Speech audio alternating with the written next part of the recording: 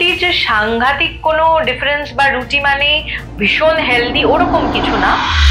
As a dietician আপনি আপনার diet কিভাবে মেনটেন করেন? সবারই ওয়ার্ক স্কেডিউল এমন থাকে, বাড়িতে বাচ্চা কাচ্চাও থাকে, তো ডেফিনেটলি আমার বাড়িতে আনহেলদি ওভাবে কিছু ফলো করা হয় না, টু বি ভেরি অনেস্ট। অনেক হার্ট অ্যাটাকের পার্সেন্টেজ বেড়ে গেছে, ক্যান্সার প্রত্যেকটা বাড়িতে। আজকাল লাইফস্টাইল মিস্টেকস প্রচুর হচ্ছে। কোন মেটেরিয়ালে আপনি রান্না করছেন, মানে স্টেইনলেস স্টিল না নন স্টিক না স্টিলের বাসন না তাওয়া, আয়রন তাওয়া, এগুলোও ম্যাটার করে। ব্রেকফাস্টটা হতে হবে তিনটে জিনিসই, প্রোটিন, কার্বোহাইড্রেট, ফ্যাট। এমন না আমি ব্রেকফাস্টে প্রোটিন খেয়ে নিলাম, লাঞ্চে ফ্যাট খেলাম, ডিনারে শুধু কার্বোহাইড্রেট। লাঞ্চটাও হতে হবে ওরকম যে ভাত থাকলো বা রুটি থাকলো বা খিচুড়ি বা ডালিয়া বা ওটস, কিছু একটা কার্বোহাইড্রেট, তার সাথে মাছ বা মাংস বা ডিম। ভেজিটেরিয়ানদের জন্য সয়াবিন, পনির, মাশরুম, যে কোনো রকম ডাল, রাজমা, চানা হতে পারে, আর একটু স্যালাড থাকতে পারে। ইন্ডিয়ান কালচারে মশলার ব্যাপারটা খুব আছে, এটা কি হেলদি? এক কথায় যদি বলি হেলদি। প্রত্যেকটা জিরে গুঁড়ো, ধনে গুঁড়ো, হলুদ গুঁড়ো, গরম মশলা, যেটা ট্রেডিশনাল একটা ইন্ডিয়ান কুকিং এ আমরা অনেক রকম মশলা দিয়ে করা হয়, পাঁচ ফোড়ন, রাই, যাই বলুন, প্রত্যেকটার মেডিসিনাল বেনিফিট আছে। কখনো আমার পেশেন্টসদের বলি না যে না আপনি মশলা দেবেন না, হ্যাঁ কম তেল ইউজ করুন, কিন্তু মশলা আপনি ইউজ করুন। মশলারও একটা লেভেল আছে, বেশি যাতে না হয় বা মশলাটা ওই কষানো বা তেলে দিয়ে পুড়ে গেল, একটা বার্ন টেক্সচার আনা, ওই জিনিসটা না হয়। আদারওয়াইজ মশলা কিন্তু ডায়েটে অ্যাবসলিউটলি রিকোয়ার্ড।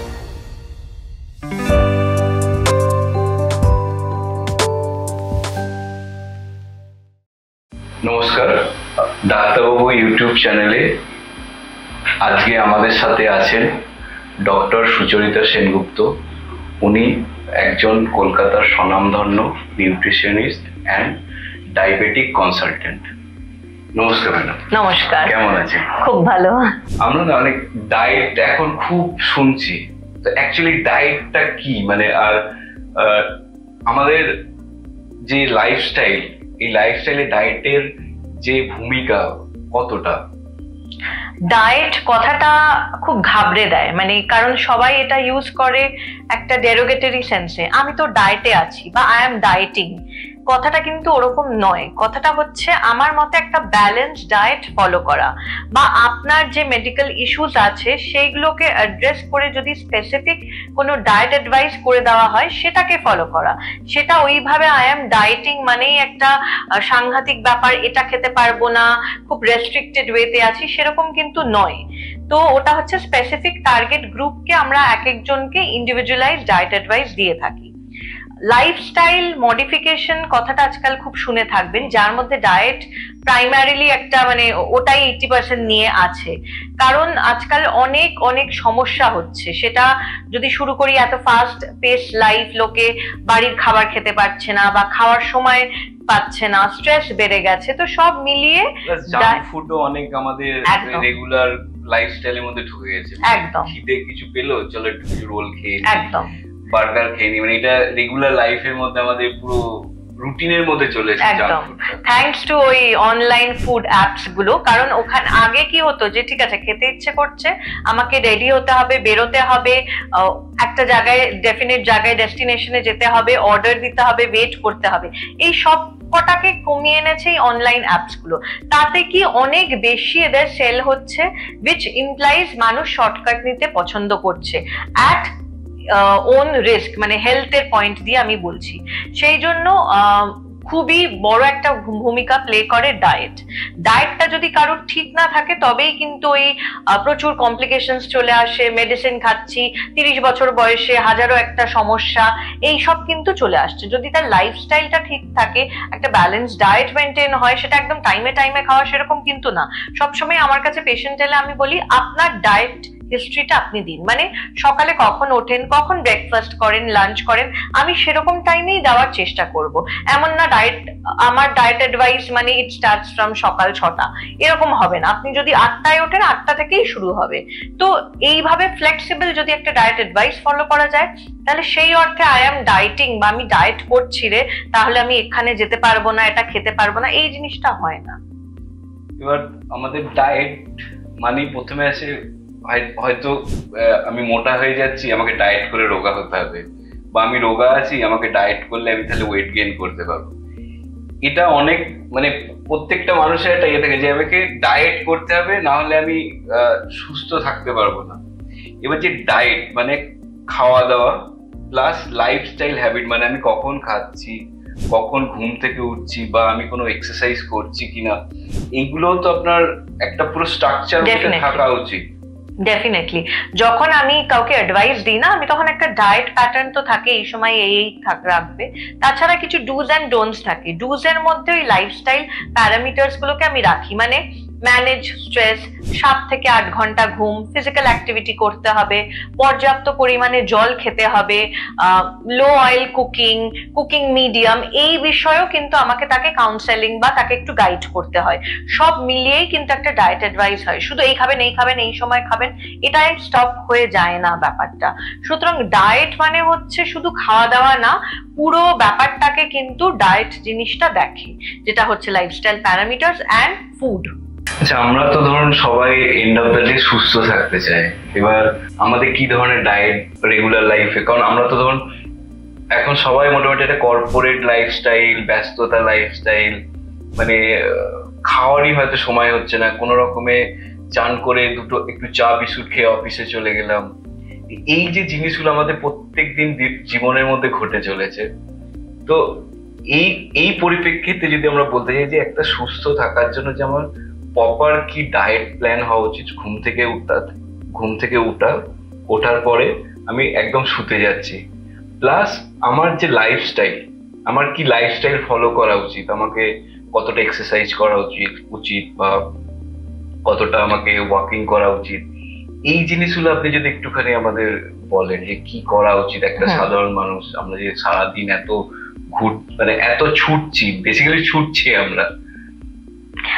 জেনারেলাইজড এটা একটা ডায়েট অ্যাডভাইস আমি বলছি, মানে যেটা আপনি বললেন হেলদি থাকার জন্য, ধরে নিচ্ছি তার বাকি সমস্ত প্যারামিটার্স ঠিক আছে, সেক্ষেত্রে সকালটা শুরুই করতে হবে হাইড্রেশন। কারণ আমরা ডিনারের পর জল খাচ্ছি বা খাচ্ছি না, শুতে চলে যাচ্ছি 7-8 ঘন্টা ডিপেন্ডিং অন কতক্ষণ সে ঘুমোচ্ছে। প্র্যাকটিক্যালি আমরা কিছু খাচ্ছি না বা পানীয় মানে ড্রিঙ্কও করছি না। তো সকালবেলা উঠেই এই ফাস্টিংটাকে ভাঙতে হবে, সেটা আইডিয়ালি হচ্ছে জল খেয়ে। এবার জল অনেক রকম হতে পারে, কেউ সোকড ওয়াটার খায়, মানে সেটা মেথি সোকড ওয়াটার, জিরা আজওয়াইন সোকড ওয়াটার বা বিভিন্ন রকম। তো যে কোনো, সেটা উষ্ণ গরম জলও হতে পারে বা সোকড ওয়াটারও হতে পারে। সেকেন্ড হচ্ছে যদি একটু কোনো ভেজানো বাদাম খাওয়া যেতে পারে, সেটা আমন্ড হতে পারে, ওয়ালনাট হতে পারে, এটাই প্রাইমারিলি আমরা বলে থাকি। নেক্সট হচ্ছে ব্রেকফাস্টটা হতে হবে 3টে জিনিসই, মানে ব্রেকফাস্ট লাঞ্চ ডিনার তিনটেই থাকতে হবে প্রোটিন, কার্বোহাইড্রেট, ফ্যাট। এমন না আমি ব্রেকফাস্টে প্রোটিন খেয়ে নিলাম, লাঞ্চে ফ্যাট খেলাম, ডিনারে শুধু কার্বোহাইড্রেট খেলাম, এরকম ভেঙে খেলে হবে না। অনেকেই আছেন যে শুধু প্রোটিন খাচ্ছি, ফ্যাটে কাট ডাউন করছি, কার্ব তো নিচ্ছি না, এটা হয় না। ব্যালেন্স ডায়েট ফলো করতে হবে, তবেই সেটা সাস্টেনেবল হবে। তবেই যে আমি মাথা ঘুরে যাচ্ছে, হেয়ার ফল হচ্ছে, স্কিন ইস্যুজ হচ্ছে, এইগুলো কিন্তু তখন দেখা যায় যখন আপনি কোনো একটা ফুড গ্রুপকে রেস্ট্রিক্ট করছেন বা অনেকটা কমিয়ে আনছেন। তো ব্রেকফাস্ট প্ল্যাটার যেটা হবে সেটায় হোল গ্রেনস থাকবে, কার্বোহাইড্রেট সিম্পল হয়, কমপ্লেক্স হয়, তো কমপ্লেক্স কার্বোহাইড্রেট হতে হবে, হোল গ্রেন। এবার সেটা লেম্যান ল্যাঙ্গুয়েজে কি হতে পারে, ওটস, জোয়ার, বাজরা, রাগি, হোল গ্রেন, এরকম ভাত থাকবে। হ্যাঁ, রুটিও হতে পারে, কিন্তু ময়দা মানে রিফাইন্ড ফ্লাওয়ারের ব্রেড ওইসব হবে না। 100% হোল হুইট ব্রেড সেটা চলতে পারে অবশ্য। নেক্সট হচ্ছে একটা ফ্রুট থাকলো, বা একটু চাইলে ওই ছোলা মুগ স্যালাড, ওখান থেকেও ফাইবারটা চলে এলো। ফ্রুটসটা মানে আমি একটু ইন্টারাপ্ট যেটা হচ্ছে যে ফ্রুটস এক কস্টলি, মানে সবাই ওটা অ্যাফোর্ড করতে পারে না। সেই ক্ষেত্রে কি এমন কিছু ফ্রুটস নিতে পারি যেটা সবাই অ্যাফোর্ড করতে পারে? হ্যাঁ, আমি যেটা বলি লোকালি অ্যান্ড সিজনালি অ্যাভেলেবল, যেটা যখন পাওয়া যাচ্ছে আর বাড়ির সামনে যেটা পাওয়া যাচ্ছে। কারোর বাড়ির সামনে খুব ইজিলি অ্যাভেলেবল কলা, তো সে কলাই খাক। যদি আদারওয়াইজ সে কোনো পটাশিয়াম রেস্ট্রিকশন নেই, কলা বাদ রেনাল কেসেসে হয়, বা ডায়াবেটিক এক্সট্রিম লেভেলে যদি তার গ্লুকোজ লেভেল হাই থাকে 300-400, তখন আমরা একটু রেস্ট্রিক্ট করি। আদারওয়াইজ কলাটা খুব সহজলভ্য একটা ফল, তো এটা খাওয়া যেতেই পারে। বা যে যেরকম যার সামর্থ্য, ডেফিনেটলি একটা ফল সে রাখলো, আর কিছু প্রোটিন রাখলো। প্রোটিনটা কি হতে পারে, ডিম হতে পারে, সেটা ছানা হতে পারে, পনির হতে পারে, দই হতে পারে, যেরকম ফর্মে প্রোটিন। তো এইভাবে গুছিয়ে নেওয়া যেতে পারে ব্রেকফাস্টটা। তারপর হচ্ছে লাঞ্চ, কিন্তু এই ব্রেকফাস্ট আর লাঞ্চের মাঝখানে একটা গ্যাপ থাকে, যেটাকে আমরা মিড আফটারনুন বলি। এই সময় খুব সিম্পল, কিছুই না, টক দই একটু খাওয়া যেতে পারে। যদি সকালে ফল না খেয়ে থাকেন, এই সময় একটু ফল খেতে পারেন, বা মাখানা খেতে পারেন, মানে স্লাইট একটু কিছু খাবার, সেটা কিন্তু একদমই পেট ভর্তি করার নয়। মাখানাটা হচ্ছে রোস্টেড ফক্স নাটস, এটা হচ্ছে ওই লোটাস সিডস থেকে জিনিসটা তৈরি হয় আর কি। তো এটা পপকর্নের মতো ঠিক না, দেখতে যদি বলেন কিছুটা ওরকম হতেও পারে। তো এটা কিছু কিছু ক্ষেত্রে কেউ বলতে পারে একটু কস্টলি অপশন হয়ে যায়, তো যার পক্ষে সম্ভব ডেফিনেটলি সেই খাবেন। নয়তো এই সময় রায়তাও খেতে পারে, কিছু একটা খাবার যেটা আপনার অ্যাটলিস্ট ওই গ্যাপটাকে ফিল আপ করবে। কারণ ধরুন ব্রেকফাস্ট কেউ করছে 8:30টার দিকে, তার লাঞ্চ করতে করতে 2টো হচ্ছে, তো অনেকটা গ্যাপ হয়ে যাচ্ছে। তো এই মাঝখানের গ্যাপটাকে কাট ডাউন করার জন্য সামথিং ভেরি স্মল, মানে স্ন্যাক আমরা বলি, মানে মিল বলি না অ্যাকচুয়ালি এটাকে। তারপর আমরা চলে আসছি লাঞ্চে। লাঞ্চটাও হতে হবে ওরকম যে ভাত থাকলো বা রুটি থাকলো বা খিচুড়ি বা ডালিয়া বা ওটস, কিছু একটা কার্বোহাইড্রেট, তার সাথে মাছ বা মাংস বা ডিম। ভেজিটেরিয়ানদের জন্য সয়াবিন, পনির, মাশরুম, যে কোনো রকম ডাল, রাজমা, চানা হতে পারে। আর একটু স্যালাড থাকতে পারে, দই থাকতে পারে। এইভাবে জিনিসটাকে সাজানো যেতে পারে। আইডিয়ালি আমি বলবো লাঞ্চের আধ ঘন্টা বাদে দইটা খাওয়া ভালো, probiotic, good for digestion, rather than লাঞ্চের সাথে খাওয়া। যদি কেউ ম্যানেজ করতে না পারে, আমরা লাঞ্চ করার সাথে সাথে দই খেলি, আধ ঘন্টা পরে, আধ ঘন্টা বাদে খেলে ভালো। তো সেটা হলো। এবার বিকেলের দিকে যদি চা তার শুধু হয়ে যায় ভালো, নয়তো বিকেল বেলাও খুব লাইট চিড়ে ভাজা, চাল ভাজা, রোস্টেড ভাজা, মানে আমি তেলে বলছি না, এরকম কিছু খাওয়া যেতে পারে। সুইট কর্নস যেটা হয় আজকাল অনেক জায়গাতে এমনিই পাওয়া যায়, যেটা ভুট্টার দানা বা ভুট্টাও খাওয়া যেতে পারে। এটা কিন্তু জেনারেলাইজড, সুতরাং মানে ওইভাবেই খাবেন। তারপর চলে আসছি ডিনারে। ডিনারটা খুব হালকা করতে হবে, আর আইডিয়ালি যদি একটু তাড়াতাড়ি করা যায়, কারণ ডিনারের 2-2.5 ঘন্টা বাদে আইডিয়ালি শোয়া উচিত, লাই ডাউন। সুতরাং ওই টাইমটা যদি কেউ না পান, তখন একটু মুশকিল হয়ে যায়। অ্যাসিডিটি ইস্যু, স্লিপ ইস্যু কিন্তু তৈরি হয়, কারণ খাবারটা তো ডাইজেশন হতে সময় লাগে, তখনই অ্যাসিডিটি ইস্যু, ঘুম আসছে না, ঘুম ডিস্টারবেন্স, এরকম। সুতরাং আমরা বলি যতটা সম্ভব আর্লি ডিনার। নিশ্চয়ই আপনি অফিস থেকে আর্লি ডিনার করার জন্য অফিস থেকে তাড়াতাড়ি ছুটি নিয়ে আসবেন না, ডেফিনেটলি আপনার স্কেডিউল যা সেইটাকে মেনেই করবেন। সেই ডিনারটা একটু যদি লাইট ডিনার করা যায় খুব ভালো। লাইট মানে কিছুই না, চিকেন স্টু আর একটা রুটি, এরকম হতে পারে, রাদার দ্যান লাঞ্চটা আমি যেরকম অনেক কিছু বললাম, এরকম লাইট ডিনার, কিন্তু এর মধ্যেও কিন্তু কার্বোহাইড্রেট আছে, প্রোটিন আছে, আর সবজিও আছে। এটা করে তারপর 2-2.5 ঘন্টা বাদে ঘুমোতে গেলেন। ঘুমটাও কিন্তু 7 থেকে 8 ঘন্টা সাউন্ড স্লিপ হওয়াটা আইডিয়াল। ফিজিক্যাল অ্যাক্টিভিটি আমরা যেটা বলে থাকি, 30 থেকে 45 মিনিট ডেইলি কোনো একটা অ্যাক্টিভিটি করা উচিত। কিছু যদি না হয় ব্রিস্ক ওয়াক করুন, আদারওয়াইজ সুইমিং আছে, যারা যারা জুম্বা করতে চান, যোগা করতে চান, যে কোনো ফর্ম অফ একটা অ্যাক্টিভিটি। এখানে একটা কথা বলি, অনেকের ধারণা সপ্তাহে 3 দিন করছি, that is taking care of the whole week, এরকম কোনো কথা নেই। আপনি তার থেকে রোজ 15 মিনিট 15 মিনিট 15 মিনিট করে করে করুন, তাও ভালো। কিন্তু ওই 3 দিন আমি 1 ঘন্টা করলাম, বাকি 4 দিন আমি অফ দিলাম, তার থেকে বেটার হচ্ছে রোজ করা শর্ট ডিউরেশন। একদম একদম সেইটা হচ্ছে ব্যাপার, যে ঘুমটা দরকার, ফিজিক্যাল অ্যাক্টিভিটি দরকার, আর লাইফস্টাইলটা এইভাবে গোছানো দরকার, আর জল, হাইড্রেশনটা খুব ইম্পর্টেন্ট। আজকাল অনেকেই আসেন, যখন আমি জিজ্ঞেস করি, আমার ইনফ্যাক্ট ডায়েট প্রেসক্রিপশন একটা কলামই থাকে, ডেইলি ফ্লুইড ইনটেক কত। তো ওখানে অনেকেরই যখন জিজ্ঞেস করি, অনেকেই আকাশ থেকে পড়েন যে ওভাবে তো মাপা হয় না। তারপর জানা যায় হয়তো একটা 750 ml এর বোতল শুধু সারাদিনে শেষ হচ্ছে, প্লাস চা, কফি, তো ওগুলো ক্যাফিনেটেড বেভারেজেসে পড়ে যাচ্ছে। তো এই জিনিসগুলো যাতে না হয়, ডেফিনিট 2টো বটল মেনটেন করুন, তাহলে দেখবেন আপনি বুঝতেও পারবেন সারাদিনে কতটা জল খাওয়া হচ্ছে। হ্যাঁ, রিফিল, হ্যাঁ, এক্স্যাক্টলি ওইভাবে। আপনাকে বলছি না মেজারিং সিলিন্ডারে ঢেলে ঢেলে খেতে, কিন্তু ওরকম ডেফিনিট বটল একটা থাকলে একদম। তো এইভাবে যদি গুছিয়ে নেন ব্যাপারটা, খুব একটা কিন্তু অসুবিধা হয় না। আর এখানেও আরেকটা কথা আমার অ্যাড করার আছে, আপনি শুরুতে একটা কথা বলছিলেন কর্পোরেট লাইফ। কর্পোরেট লাইফে খুবই চাপ থাকে, খাওয়ার সময় অনেকে পান না, ক্যান্টিনের খাবারের দ্বারস্থ হন। কিন্তু ওখানেও আমি বলবো, আমার প্রচুর পেশেন্টস যারা আছেন কর্পোরেট সেক্টরে আছেন, তাদেরকেও আমি বলি যে একটা টিফিন ক্যারি করুন। আমি বলছি না mid afternoon, lunch, evening snack এতগুলো টিফিন ক্যারি করুন, কিন্তু অ্যাটলিস্ট মেজর যে টিফিনটা মানে লাঞ্চটা অ্যাটলিস্ট ক্যারি করুন। হোম কুকড মিল, যেটা যেটা নষ্ট হয়ে যাওয়ার চান্স নেই, ওরকম কিছু একটা লাঞ্চ ক্যারি করুন। এইবার আপনি স্ন্যাক হিসেবে কিছু একটা ইনস্ট্যান্ট আপনার ড্রয়ারে রেখে দিলেন, সেটা আপনি অ্যাভেল করলেন। সুতরাং সেই অর্থে আপনার ক্যারি অতগুলো থাকে সেই টিফিন ক্যারি করাও হচ্ছে না, আর বাইরের খাবার খাওয়ারও আপনার দ্বারস্থ হতে হচ্ছে না। আচ্ছা, আমাদের যখন খিদে লাগে তখন কি করি? তখন বিস্কিট খেয়ে নিই। এটা কি করা উচিত? এটা স্বাস্থ্যের জন্য খুবই খারাপ। একদমই উচিত না। বিস্কিটের অনেক রকম ভেরিয়েন্টস বেরিয়েছে। আমি যখনই কোনো সময় তো ক্রিম বিস্কুট খেয়ে নিলাম, কোনো সময় তো মেরি যা হাতে কাছে বিস্কুট পেলাম সেটাকে আমরা খেয়ে নিলাম, যে খিদে লেগে কিছু একটা খেয়ে নিই। বিস্কিটটা একদমই উচিত না। মানে আমি সবাইকে এটা বারণ করি। অনেকে তখন আমাকে বলে আমি তো ওটস বিস্কিট খাই, আমি মিলেট কুকিজ খাই, এইরকম নাম দেন। তখন আমি ওটাই বলি যে যে কোনো বিস্কিট এটা যে প্রসেসে তৈরি হয়, আমি ধরে নিলাম ময়দা দেওয়া হচ্ছে না, ওটস দেওয়া হচ্ছে, মিলেট দেওয়া হচ্ছে, আজকাল মিক্স সিডস দিয়েও অনেক রকম ইয়ে হচ্ছে, অনেক ভ্যারাইটি বিস্কিট। হ্যাঁ হ্যাঁ, তো যত হেলদি হোক বিস্কিট বানানোর পদ্ধতিটা তো চেঞ্জ হয় না। কিছু লিভেনিং রেজিং এজেন্টসও আমরা দিয়ে থাকি, সেগুলো দেওয়া থাকছে। তো এই বিস্কিট ব্যাপারটা যে ক্যাটাগরিতে পড়ছে, গ্রুপে পড়ছে, সেই জিনিসটাকেই আমি বলি অফ দ্য ডায়েট রাখুন। হ্যাঁ, এবার আপনি যেটা বললেন মানচিং, কিছু একটা খেতে হবে হাতের কাছে, সেই হাতের কাছের জন্য আপনি আমি যেটা বললাম রোস্টেড মাখানা, ফক্স নাটস যেটা, সেটা রাখতে পারেন। ট্রেল মিক্স একটা হয়, ট্রেল মিক্স হচ্ছে বিভিন্ন রকম দানা, মিক্স সিডস যেটা, আর আমন্ড, ওয়ালনাট এরকম একসাথে করে বাজারে পাওয়া যায়, সেটা রেখে দিন। মুড়ি, চিড়ে ভাজা, চাল ভাজা, এগুলো তো আছেই। হ্যাঁ হ্যাঁ, ছোলা, একদম একদম। এই ড্রাই ফুড গুলো কিন্তু একদমই চলতে পারে, রাদার দ্যান ওই জিনিসটাকে ডায়েটে রাখা। আচ্ছা, আপনি যখন ডায়েট সকাল থেকে সন্ধ্যে যে আপনি পুরো ফ্লোটা বললেন, তার আগে তখন আপনি বললেন যে সকালে উঠে জল খাওয়া, ঘুম থেকে উঠে আগে আমাদের জল খাওয়া উচিত।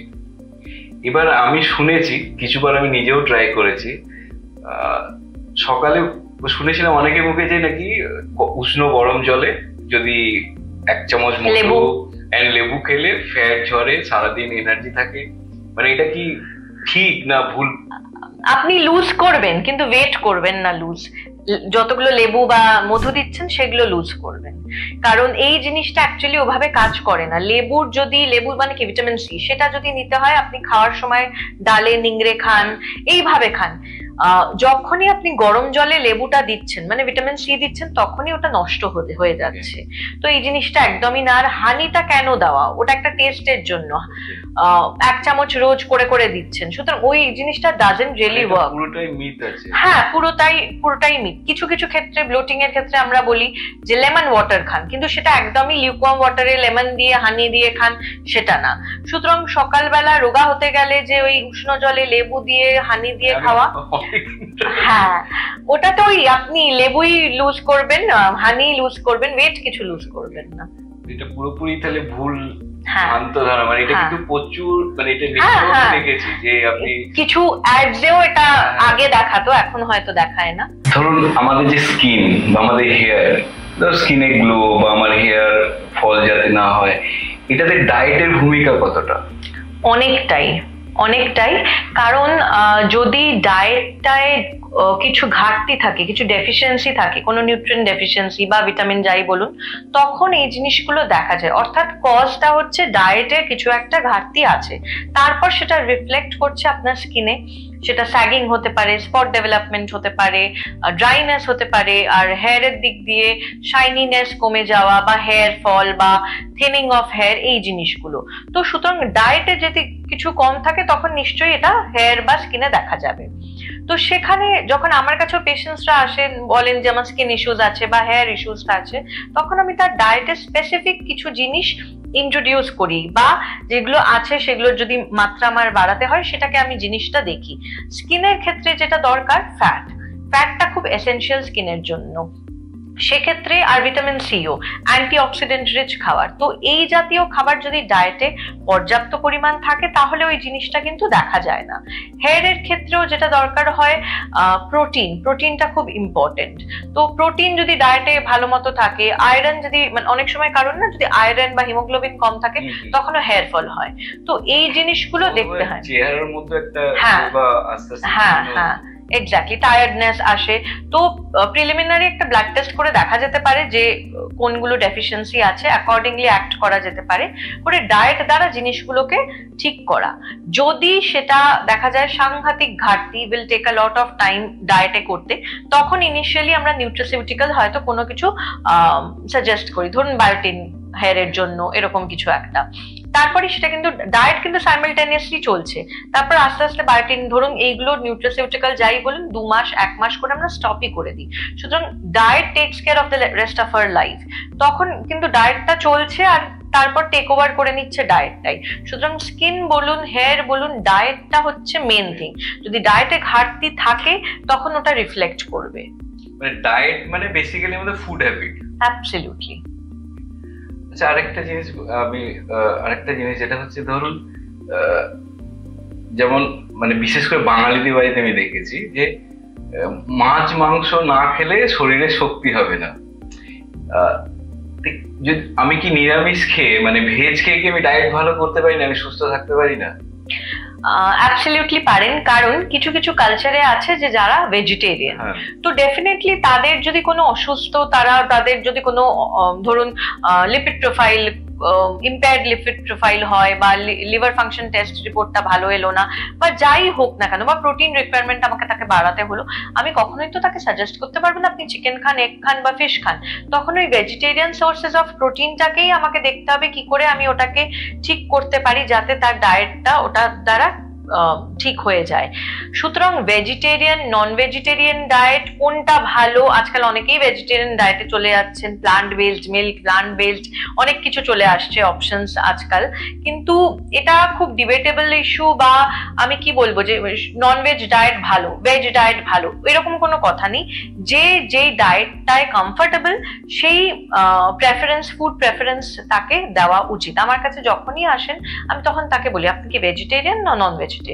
যেই উনি ভেজিটেরিয়ান বলেন, তখন অনেকেই আছে যারা ভেজিটেরিয়ান হলেও বলেন কিন্তু আমি এগটা নিই, তো আমি একটুকু শুধু ডায়েটে রাখি, কিন্তু আদারওয়াইজ আমি কখনো তাকে ফোর্স করি না। কালকেও আমার কাছে একজন পেশেন্ট এসেছিলেন ভেজিটেরিয়ান, তাকে যখন আমি বললাম তাহলে সয়াবিন রাখতে পারি তো ডায়েটে, তো উনি বললেন কখনো খাইনি, আমার মনে হয় না কমফোর্টেবল। সয়াবিন তো ভেজই আছে। এক্স্যাক্টলি, কিন্তু তাহলেও না ভেজিটেরিয়ানদের অনেককে আমি দেখেছি ওটাকে না অনেকটা চিকেনের মতো তারা ভাবেন, আসলে খেতে অনেকটা ওই চুই ব্যাপারটার জন্য maybe psychological issue. Even though আপনি যেটা বলেন সোয়া থেকেই সয়াবিন, কিন্তু সাইকোলজিক্যাল ইস্যু আমি একদম ফোর্স করি না, না ওটা তো ভেজিটেরিয়ান, ওটা তো এখান থেকে আসছে, আপনাকে খেতেই হবে।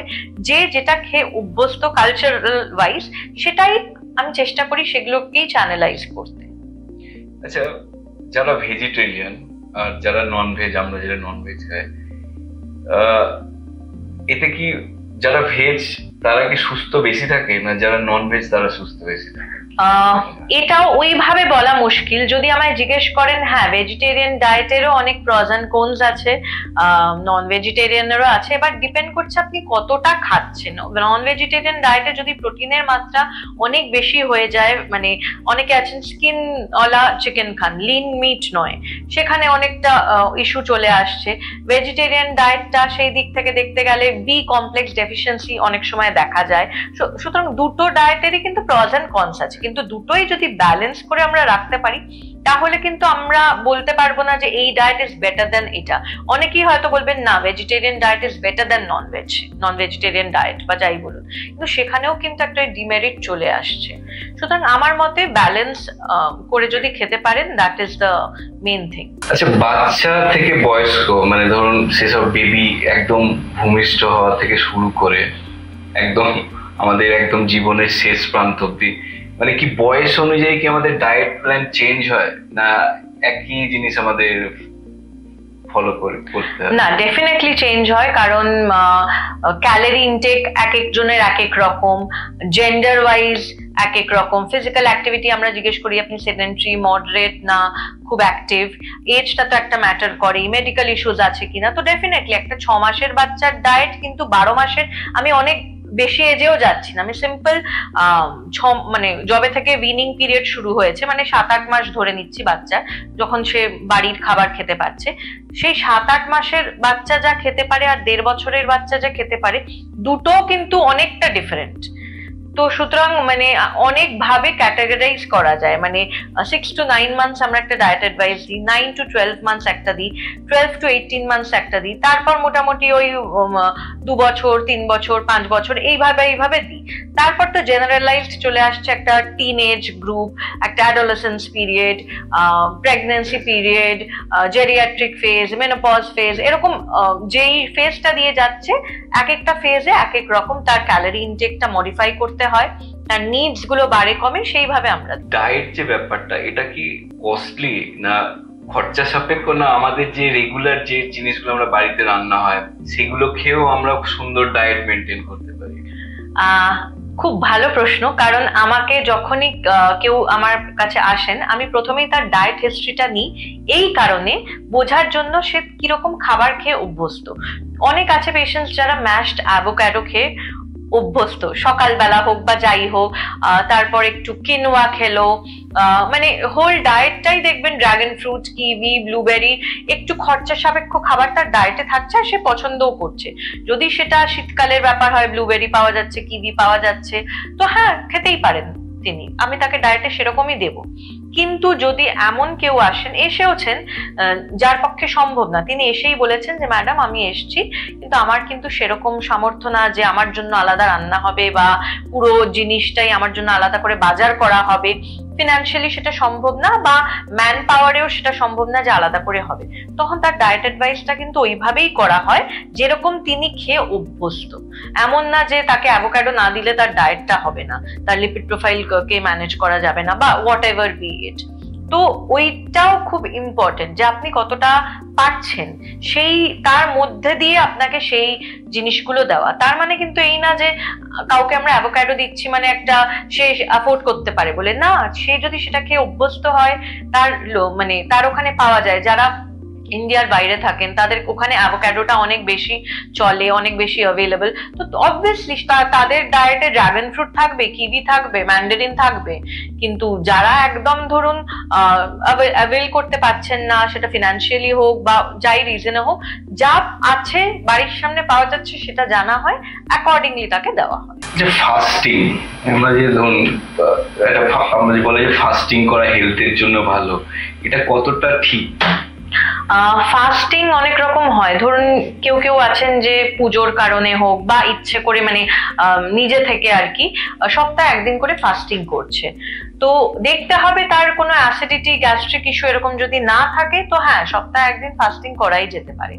কিন্তু এখানে একটা টার্ম ইউজ করছি আমি, ইন্টারমিটেন্ট ফাস্টিং, যে আইএফ যেটা আমরা বলে থাকি, এটা হচ্ছে বেসিক্যালি 16 ঘন্টা ফাস্টিং, 8 ঘন্টার eating window. If is not for everyone, মানে সেই ওয়ান সাইজ ফিটস অল, এটা কিন্তু সেরকম না, এটা সবাই ফলো করতে পারে না। এটা ডেফিনেটলি কোনো কোয়ালিফাইড নিউট্রিশনিস্ট, ডায়েটিশিয়ানের কাছে যান, যদি মনে করেন তিনি দেবেন, দিতে পারেন। এটা নিয়ে অনেক আগে এটার মেরিটস নিয়ে অনেক বেশি এক্সপ্লোর করা হয়েছিল, এখন ডিমেরিটস গুলো নিয়ে অনেকে বেশি ভোকাল হচ্ছেন। তাতে বেরিয়ে আসছে যে যেটা বললাম যে ওয়েট লসের ক্ষেত্রে যদি আমি ক্যালোরি রেস্ট্রিক্টেড, এটা একটু তো হয়ে যাচ্ছে কারণ 16 ঘন্টা না খেয়ে থাকা হচ্ছে, এবার 8 ঘন্টার উইন্ডোতে এমন না যা ইচ্ছে তাই খান, সেখানেও কিছু আমরা স্মল মিল দিই, ক্যালোরি রেস্ট্রিকশন থাকে, তো একটা ওয়েট লস ডেফিনেটলি হচ্ছে, কিন্তু সেটাকে সাস্টেন করছে না আইএফ ছেড়ে দিলে আবার বাউন্স ব্যাক করছে, এই চান্সটা কিন্তু থেকে যাচ্ছে ইন্টারমিটেন্ট ফাস্টিং। তো সুতরাং এইগুলো হচ্ছে স্পেশালাইজড ডায়েট, এর মধ্যে আমি কিটো ডায়েটও আনতে পারি, জিএমও আনতে পারি, জেনারেল মোটরস ডায়েট, বা ওম্যাড যেটা 1 মিল 1 ডে, সারাদিনে আপনি একবার খেয়ে থাকবেন, এরকম এগুলোকে আমরা স্পেশালাইজড ডায়েট বলি। কিন্তু এগুলো কিন্তু যে কেউ, আচ্ছা দেখলাম আমি ইনস্টাগ্রামে বা ইউটিউবে, আচ্ছা আমি করে ফেলি, আমার সাথে নিজেকেই গিনিপিগ ফিল করাই, একটা নিজের উপর এক্সপেরিমেন্টেশন করি, সেটা কিন্তু উচিত না। এটা হয় কারণ ইন্টারনেটে এত এরকম ধরনের কন্টেন্ট ঘোরে, যেটা দেখলে আচ্ছা এটা করলে আমার ওজন কমবে, সঙ্গে সঙ্গে ওটা করা স্টার্ট করে দিই। একদম একদম। কিন্তু ওই অ্যাসিডিটি, গ্যাস্ট্রিক, প্যানক্রিয়াটাইটিস এরকম অনেক কিছু ইস্যুস যদি থাকে তাহলে কিন্তু এই ডায়েটস গুলো একদমই না। কারণ অনেকক্ষণ না খাইয়ে থাকা হচ্ছে বা সারাদিনে একবার খেতে হচ্ছে, তো বুঝতে পারছেন মানে তখন কোনো সাবস্ট্রেট থাকছে না যার উপর আপনারও তো শরীরে কিছু জুস সিক্রেটেড হয়, তো সেগুলো কোনো সাবস্ট্রেট পাচ্ছে না, তখন সেটা ওই অ্যাসিডিটি, গলা জ্বালা, এই জিনিসগুলো যাদের জিইআরডি বলে অসুখটা আছে, মানে অ্যাসিডিটি, প্রোনাউন্সড অ্যাসিডিটি, এগুলো কিন্তু সমস্যার কারণ হয়ে দাঁড়ায়। সুতরাং আমি সবসময় বলি গো ফর ব্যালেন্সড ডায়েট। হ্যাঁ, যদি সেলিব্রিটি ডায়েট, এই কথাটার মানে কি, যদি আমাকে শর্ট টার্মে প্রচুর কেজি ওয়েট লস করতে হয়, মানে এক একটা প্রজেক্টে থাকে না অনেক সময় কাউকে অনেকটা মোটা হতে হচ্ছে কম টাইমে, বা কম টাইমে অনেক বেশি রোগা হতে হচ্ছে, ওই শর্ট টার্মের জন্য এই জিনিসগুলো খুব ফাস্ট অ্যাক্ট করে, কিন্তু সাস্টেন করানো কিন্তু ভেরি ডিফিকাল্ট। সুতরাং আমি যেটা বলবো, একটু সময় দিয়ে নিজেকে, ওজন যখন বেড়েছে ওভারনাইট বাড়েনি, ওজন কমানোর ক্ষেত্রেও একটু সময় দিতে হবে। ব্যালেন্স ডায়েট ফলো করলে ওটা সাস্টেনও করবে। তখন আপনি যদি মাঝে সাঝে বাইরের খাবার খেয়েও ফেলেন তখন দেখবে ওজনটা কিন্তু বাড়ছে না। সুতরাং always go for balance diet rather এই keto diet, GM diet. GM ডায়েটটা কি? জিএম ডায়েট হচ্ছে আজকে আমি সারাদিন শুধু ফল খেয়ে থাকবো আর কিচ্ছু না, কালকে আমি সারাদিন শুধু সবজি খেয়ে থাকবো আর কিছু না, পরশু আমি ফলও খেলাম আর সবজিও খেলাম, তারপরের দিন শুধু স্যুপে থাকলাম, মানে এক এক দিন এক একটা আমি ওই ফুড গ্রুপ নিয়ে বলছি, যেটা ব্যালেন্সড একদমই না। এটা লং টার্ম সাস্টেন করা সম্ভব না। যদি আরো কারোর মেডিকেল ইস্যুস কিছু থাকে তাহলে তো আরোই না। ওম্যাড নিয়ে বললাম। কিটো ডায়েটটা হচ্ছে কি একটা লো কার্বোহাইড্রেট ডায়েট, যেখানে কিটোসিস বলে একটা কন্ডিশনে বডিকে নিয়ে যাওয়া হয়, গ্লুকোজ থেকে গ্লুকোজটা বার্ন আউট না হয়ে ফ্যাটটাকে বার্ন আউট করানো হয়, সেই জন্য একটু ফ্যাট ডায়েটে একটু বেশি পরিমাণে রাখা হয় লো কার্বে গিয়ে। তো এটাও কিন্তু বেসিক্যালি শুরু হয় যাদের এপিলেপসি আছে তাদেরকে আমরা বলে থাকতাম, বা কিটো ডায়েট যে এসছে মানে সোর্স যদি বলে থাকেন ওইখান থেকে। এখন এটা অনেক বাজেভাবে এক্সপ্লোর করা হচ্ছে, মানে অনেক পেশেন্ট, যেরকম কিছু পেশেন্ট আছে এসেই ভাবেন যে বাটার খাওয়া যাবে, মার্জারিন খাওয়া যাবে, চিজ খাওয়া, ফ্যাট মানেই তো তাদের কাছে এইটা, তা আমাকে কিটো ডায়েট দিন, মানে এরকম হয়েছে। আমাকে এসে পুরো আমাকেই বলছে আমাকে না এই ডায়েট দিন, মানে তিনি জেনেই এসছেন তার বডিতে এই ডায়েটটা কাজ করবে। আমি যেটা দেখেছি যে আইদার ফিল্ম স্টাররা করছে বা প্লেয়ার্সরা করছে বা যারা অসুস্থ তারা করছে। এবার যারা সুস্থ তাদেরও কি একটা ডায়েট প্ল্যানে থাকা উচিত, না যেদিন অসুস্থ হবে সেদিন করবে? এটাও খুব ভালো প্রশ্ন, কারণ মাঝে মধ্যে আমার ফোনে রাত 11টা-12টার সময় মেসেজ এসছে বা কলও এসছে। তো মেসেজ কল তো আমি ধরতে পারি না 11টা-12টার সময়, কি করে ধরবো, কিন্তু মেসেজ গুলো থাকে আই নিড অ্যান অ্যাপয়েন্টমেন্ট। রাত 11টা-12টায় নিড অ্যান অ্যাপয়েন্টমেন্ট, মানে obviously for the next day বা নেক্সট অ্যাভেলেবল, কিন্তু তখন রাত 11টা-12টায় কাউকে মেসেজ করে চাওয়া মানে তার মাথায় এসছে না না এবার আমায় ফলো করতে হবে।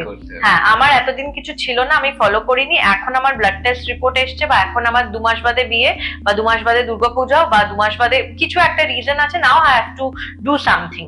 তো সেটাই হচ্ছে ব্যাপার, যে আপনি যদি সারা বছরই একটা মোটামুটি ব্যালেন্সড ডায়েটে থাকেন তাহলে কিন্তু আপনাকে এত কিছু মাথা ঘামাতে হবেই না। একটা কথাই আছে, let food be your medicine before medicine becomes your food. তো সেটাই হচ্ছে ব্যাপার, যে যদি আপনি মোটামুটি একটা ডায়েট অ্যাডভাইস ফলো করেন তাহলে কিন্তু কোনো অসুবিধা হওয়ার কথা না। কারণ যদি না করেন তখনই এই সমস্যা হবে, ওই সমস্যা হবে, তখন আপনি নিউট্রিশনিস্ট, ডায়েটিশিয়ান এর কাছে দ্বারস্থ হবেন, তখন ফলো করো, এই করো।